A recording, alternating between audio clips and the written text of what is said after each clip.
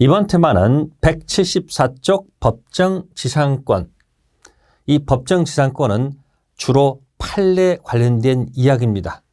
그러면 법정지상권 하기 전에 우리가 8개 물건을 펼치면 점소, 지지전, 유질저. 우리가 이 지상권은 약정지상권을 이야기하죠. 이 지상권 했고요. 그 다음에 두 번째가 우리가 구분지상권, 분묘기지권 이런 것들을 우리가 앞에서 공부한 거고요. 그 다음에 법정지상권. 이거는 합의했다는 얘기고 여기는 합의가 없음에도 불구하고 법이 정한 사유가 발생하면 지상권 인정. 이 법정지상권의 인정 이유는 건물 철거를 막자는 취지입니다. 건물 철거를 막기 위해서 법정지상권을 인정하죠. 약정지상권은 법률행위이므로 등기 취득, 등기가 필요하고요. 법정자는 등기 없이도 자동 취득이죠. 그러면 법정상 종류를 보니까 일단 두 가지 형태로 들어갑니다. 이렇습니다. 이건 법률에 의한 법정지상권하고 법에서 확인할 수 없는 관습법상 법정지상권. 법률의 법정지상권은 관련된 조문들이 전부 다 존재한다는 거죠. 관련된 조문에 의해서 인정하는 지상권. 관습법상 법정지상권은 법률에 의한 법정지상권 이의 경우를 우리가 관습법상 법정지상권이라고 합니다. 특히 저당권 관련된 이 법정지상권 이야기가 테마가 됩니다. 그럼 살펴보겠습니다. 저당권 관련된 법정지상권은 다른 게 아니고요. 저당권 실행, 경매로 인해서 토지 건물 소유자가 달라졌을 때 건물 철거를 막기 위해서 토지 사용권을 인정해 주겠다는 취지. 지금 토지에 건물이 있는데 토지 갑소유, 건물도 갑소유. 그러면 토지에 담보대출 일으켜서 토지에 저당권 설정했을 때 건물이 존재하는데 자, 동일 소유가 포인트입니다. 갑과 동일 소유. 잘 기억해 두십니다. 출발점을 절대 잊으시면 안 됩니다. 그 위에 토지, 자, 저당권 실행이 되죠. 아마도 채무를 변제하지 않았기 때문에 저당권자가 토지 저당권 실행, 우리는 이것을 보통 경매라고 하지요. 그럼 경매가 됐을 때 토지 건물 소유자가 달라질 수밖에 없는 거죠. 그래서 경낙인, 매수인께서 병이 낙찰을 받았다. 그러면 현재 건물 소유자는 여전히 갑입니다. 이때 출발, 이 조건만 충족하게 되면 갑, 건물 소유자는 법정지상권을 취득합니다. 자동 취득합니다. 그러면 토지 사용권을 인정받기 때문에 경락인 입장에서는 건물 철거 요구할 수가 없다는 사실이죠. 이게 저당권 관련된 법정지상권 이야기. 그럼 여기 초점이 저당권 설정 당시 동일 소유라는 것을 전제한다면 세 가지 경우를 한번 가정해 볼게요. 첫 번째, 처음부터 건물이 존재하지 않았다. 즉 나대지에 저당권 설정 후 건물이 신축되면 이때는 당연히 이 요건을 충족하지 못하므로 법정지상권은 인정받지 못할 것이다. 두 번째, 설정 당시에 건물이 있었지만 토지 소유자와 건물 소유자가 달랐다면 그럼 동일 소유가 아니죠. 그럼 역시 법정지상권은 인정받지 못할 것이다. 세 번째, 설정 당시에 동일 소유, 그런데 경매 낙찰되기 전 건물 소유자가 달라졌다. 그러면 출발 당시만 동일 소유한다면 법정지상권을 인정한다고 약속을 했기 때문에 이 경우는 법정지상권을 그대로 인정받을 것이다. 자, 이런 것을 두고서 계속 문제가 제기되면서 연결됩니다. 그러면 이제 법정지상권에 있어서 자, 보시면 설정 당시 건물이 존재해야 되겠죠. 토지 소유자, 건물 소유자가 동일 소유일 것. 그다음에 달라졌을 때 건물 철거를 막기 위해서 법정권 취득합니다. 그러면 저당권 관련 법정지상권은 강행 규정이기 때문에 배제 특약은 무효가 됩니다. 그러면 요건은 이 세 가지를 그대로 하나씩 볼게요. 설정 당시 건물이 존재한다. 따라서 나대지 당권 설정 후 건물이 신축하면 이거는 건물이 존재하지 않았기 때문에 법정상권 없다.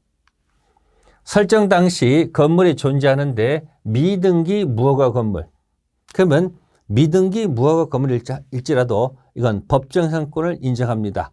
그저 설정 당시 동일 소유가 된다면 건물 등기 유무는 묻지 않을 것이고, 세 번째, 토지의 저당권 설정 당시 존재했던 건물이 철거되고 신축된 경우 관련된 판례 이야기합니다. 첫 번째, 토지에 대한 단독 저당. 토지 하나의 저당권 설정 당시 건물이 존재했고 동일 소유를 충족했다면 그 이후에 건물이 철거되고 신축하더라도 법정상권은 있다는 것이 판례 태도. 그런데 토지와 건물에 대한 공동저당입니다. 토지, 건물 공동저당 설정됐습니다. 동일 소유는 충족합니다. 그런데 건물이 철거되고 신축할 경우는 법정상권을 인정하지 않습니다. 그래서 이 두 가지 판례도 기억해 두시랍니다. 이따가 한 방에 정리해 드릴 겁니다. 두 번째, 토지 소유자, 건물 소유자가 동일 소유일 것. 그러면 설정 당시 동일 소유는 법정상권이 있을 겁니다. 그런데 2번을 보세요. 미등기 건물을 대지와 함께 매수한 을이 토지만 이전 등기하고 건물은 등기하지 않은 상태. 그러면 토지는 을 소유가 되지만 건물은 갑 소유가 됩니다. 이 경우에 대지의 저당권 설정할 경우는 토지 건물이 다릅니다. 그래서 법정상권은 인정될 여지가 없다. 이것이 판례 태도. 다음, 건물 소유자와 토지 소유자가 달라질 것. 그러면 저당권 관련 법정상권은 등기 없이도 자동 취득하죠. 법정상권을 취득한 이후 제3자에게 처분할 때는 취득은 자동 취득이지만 처분할 때는 등기가 필요하다는 것. 세 번째, 건물 소유자는 건물과 법정상권을 분리하여 처분할 수 있다는 것. 아까 약정지상권에서도 분리 처분 가능했듯이 법정상권도 그러하다는 뜻입니다. 다음, 저당권 관련 법정상권 175페이지에 인정되지 않는 경우, 자, 요걸 잘 정리해 두시면 돼요. 법정상권 문제가 나오면 인정되는 경우를 기억하기보다는 인정되지 않는 것에다 집중하세요. 그것이 훨씬 더 정답 찾는 기술에 접근하는 방법입니다. 첫 번째, 나대지 저당권 설정 후는 법정상권이 없습니다. 설정 당시 건물이 존재해야 되기 때문에. 두 번째, 미등기 건물을 토지와 함께 매수한 경우 토지는 등기하고 건물은 등기하지 않았다. 이때는 토지의 저당권 설정해도 동일 소유가 아니죠. 따라서 법정상권이 없습니다. 세 번째, 공동저당 설정 당시 동일 소유. 이 상태라면 법지가 있겠죠. 그런데 그 위에 건물이 철거되고 신축된 경우는 법정상권이 없습니다. 그래서 없는 경우 세 가지를 기억하는 방법. 자, 빨간 부분을 보세요. 그래서 이렇게 설명드립니다. 암호 코드입니다. 나대지 마라 함께.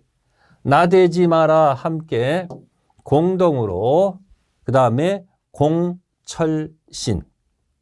세 가지 꼭 기억하세요.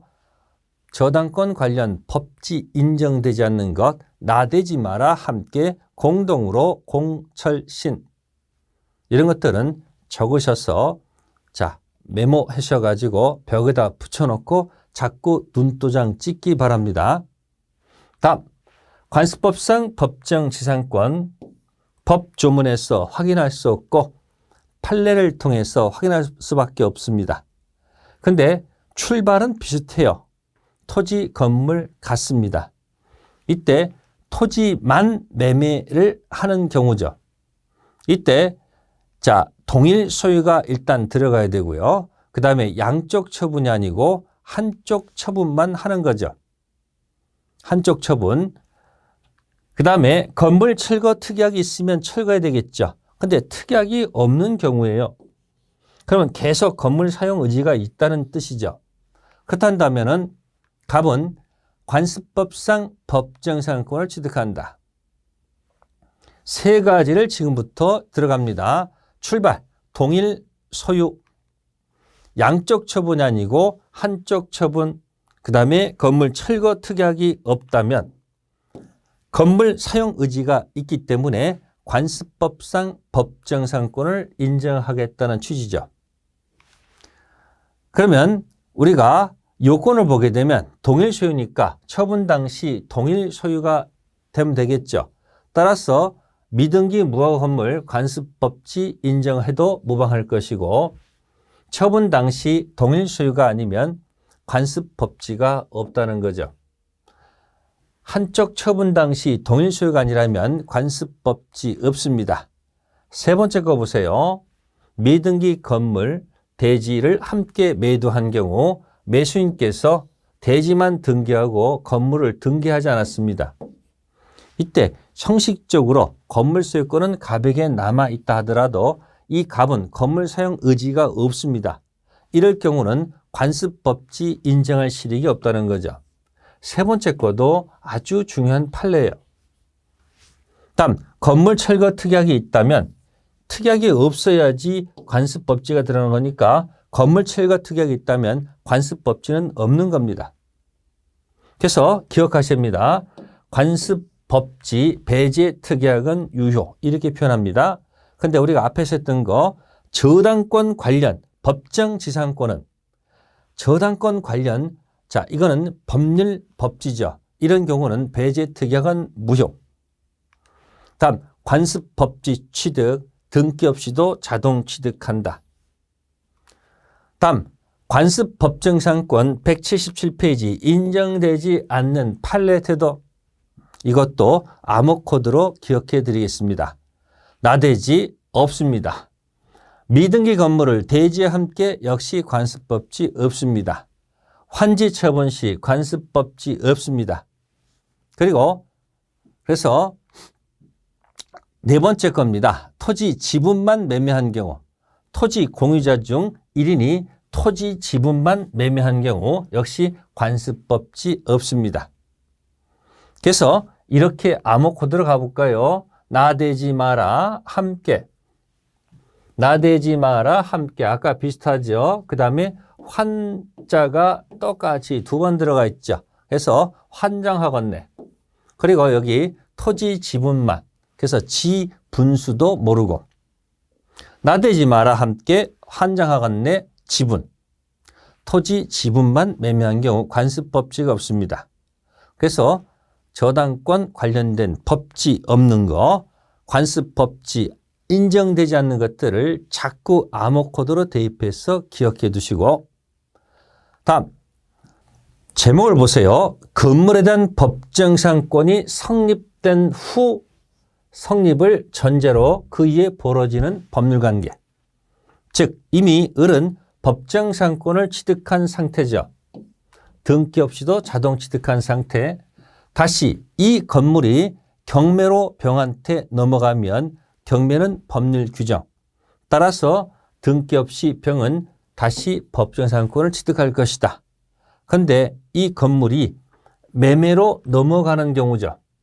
이때 병이 건물 소유권은 등기를 했지만 병이 법정상권 등기를 하지 않은 상태죠. 그러면 우리는 법치 취득은 자동 취득이지만 양도할 때는 등기를 해야 되겠죠. 따라서 병은 건물 소유권은 있지만 법정지상권은 없다는 사실을 전제합니다. 이때 이런 질문이 뜹니다.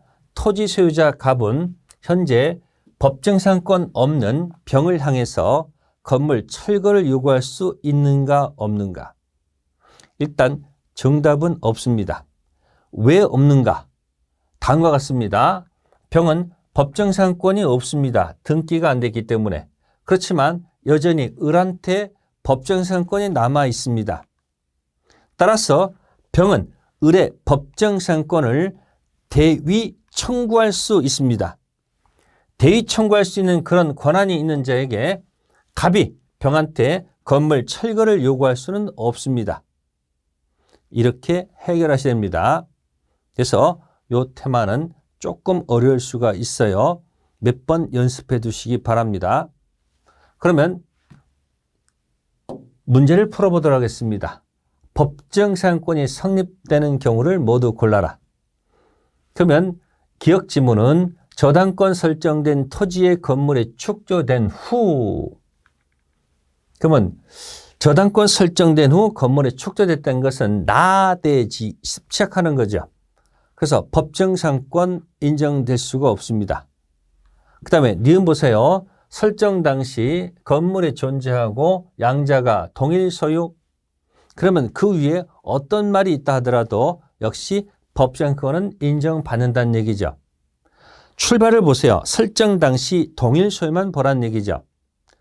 디귿, 설정 당시 지상의 건물이 토지에 의해 건축 중이었고 건물의 규모 종류가 위험상 예상할 수 있는 정도까지 건축이 진전됐다. 그러면 동일 소유로 보는 겁니다. 이 경우는 법정권을 인정할 것이다. 리얼입니다. 동일 소유, 그 다음에 공동저당. 여기까지 나면 법정권이 있는데 그 뒤에 건물이 철거되고 신축됐다는 얘기죠. 그러면 공동저당, 공철시는 법정상권을 인정하지 않습니다. 그래서 기억에 나대지 마라. 공동으로 두 가지가 지금 들어와 있는 상태죠. 그래서 법정상권이 인정되는 것은 2번이 되겠습니다.